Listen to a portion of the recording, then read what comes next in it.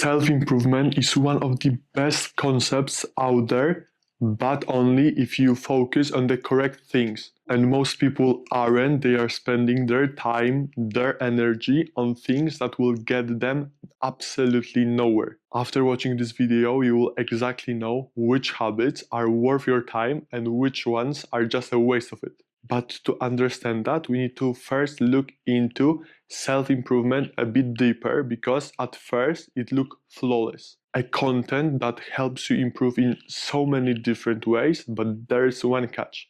Not all self-improvement is equal. Some things compound, stack, open doors, and change your trajectory, so now you are focused on the correct things, while other things just simply make you feel productive, but guess what? You are going absolutely nowhere. And as you can tell, there's a big difference. That wouldn't be a big difference if we had all the time in the world, but all we know that we have limited both time and energy, so it's really important where we put it. You may know or may not know something that's called ROI. It's called return on investment, and it's usually used with finances. And we can perfectly implement this into self-improvement because we are investing time and energy. So now I will show you some low ROI improvement and some high ROI improvement. And there's a huge chance that some of your improvement is in this low ROI category. First, let's talk about low ROI, and the perfect example is playing an instrument. Basically, a hobby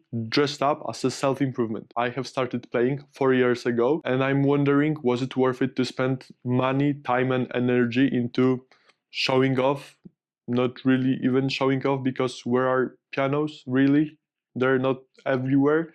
And comparing to these little guys who started playing when they were 3, I cannot play at all. And why is it getting so dark?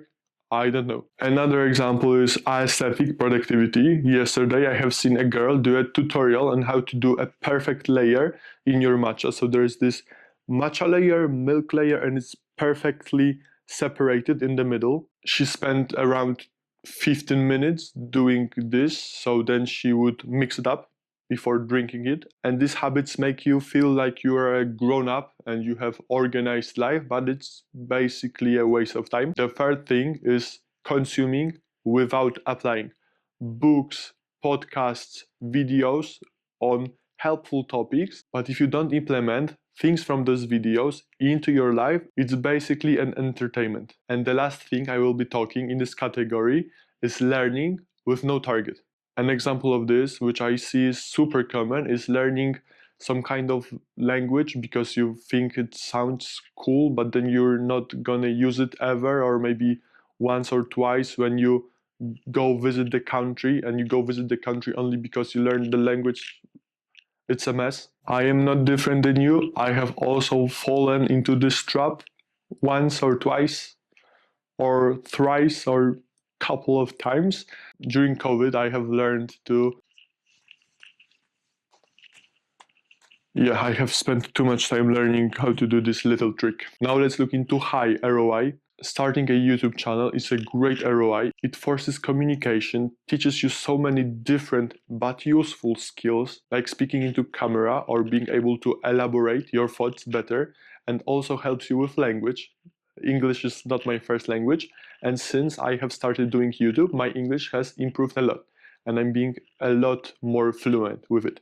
Next thing is building systems. If you are great at building systems, discipline is pretty much automatic. There are no more questions. Oh, what am I gonna do? There's already a system there, and it makes you follow the correct path. And this skill is super complementary to every other productive and beneficial habit. Last and not least, it's AI and digital skills. I will be quick with this one, but think about it this way.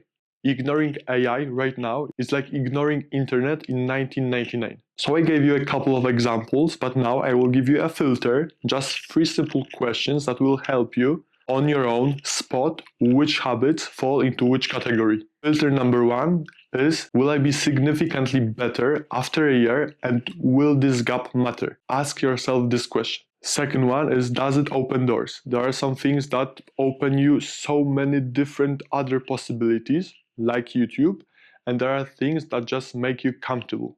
And the last question is, am I doing this because it gets me forward or it just feels safe? And the last one is the most honest because most low ROI improvements are basically there to create comfort.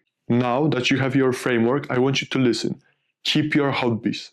Enjoy your life because it is to be enjoyed, but don't mix up hobbies with self-improvement. Time is the one thing you cannot get back, so be smart with how you use it. Every hour working on wrong things equals an hour not working on building your ideal life. Remember to choose the right ROI. I read all the comments and reply to all of them, and I would love to know if this video helped you spot any kind of self-improvement you were doing that is low ROI. I wish you a great day, stay consistent, and remember to choose the right self-improvement.